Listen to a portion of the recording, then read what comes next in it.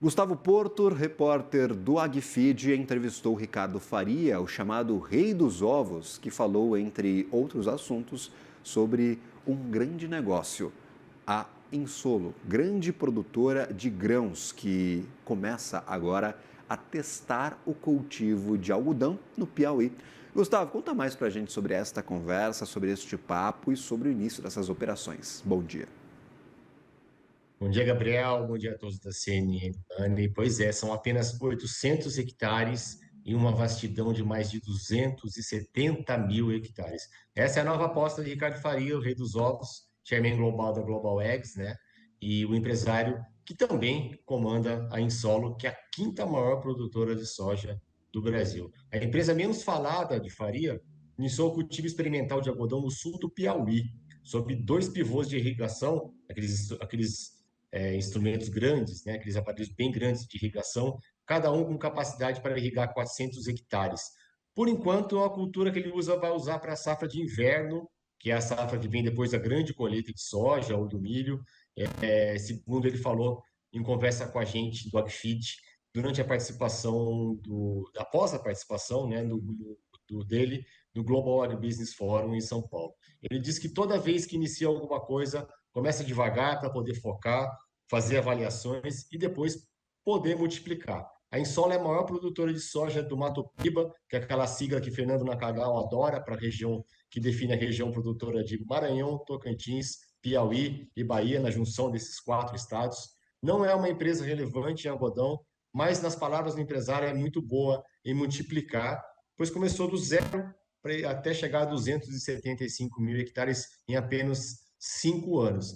E quando ele fala em multiplicar, né, Gabriel? A Global Eggs é a prova disso. Do outro lado do balcão, Faria falou que não descuida das granjas dele.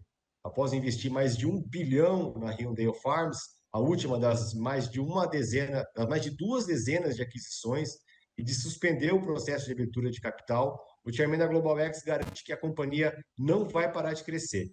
Enquanto a capacidade de execução for melhor que a do mercado, segundo ele vai continuar comprando e não tem por que parar, mas tem que comprar lá fora, né? Ele lembrou porque então as várias aquisições que ele fez na Europa e nos Estados Unidos, a companhia aí se tornou a segunda maior produtora mundial de ovos, com mais de 14 bilhões de unidades por ano. Lá fora, aliás, a Global Egg já está, nascida para partir de uma granja de ovos caipira em Santa Catarina. A companhia, em 6 anos, cresceu via aquisições e se tornou essa gigante mundial aí e fixou sua sede em Luxemburgo. Luxemburgo por quê? O país, além de ter menos impostos, segundo Faria, consegue dar à Global Eggs mais confiabilidade em relação ao mundo. Segundo o empresário, submetida à jurisdição luxemburguesa, a companhia fica mais confiável, eficiente e com uma taxa de risco menor para os investidores e credores, e também lá fora fica mais fácil de captar recursos em dólar. O chairman da Global X retomou as críticas ao que ele chama de remar contra a corrente no Brasil, uma alusão à tributação e à alta taxa de juros no país, aqui no nosso país, em relação à Europa e aos Estados Unidos. Ele citou aí que o imposto de renda aqui no Brasil é de 34,5% e os juros são superiores a 15%, além de lembrando que a Selic já está beirando isso, mas que os juros para o mercado são muito maiores.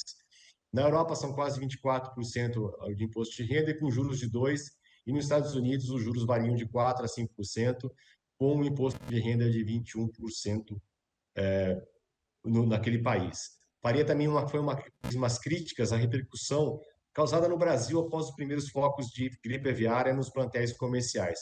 Ele falou que não vê relevância em todo o barulho que vem sendo feito, lembrando aí que as granjas de aves poedeiras estão ameaçadas também pela gripe aviária. Segundo o empresário, nos Estados Unidos, por exemplo, onde a doença já se espalhou, 6 milhões de aves morreram na semana passada e não saiu nenhuma linha nos jornais.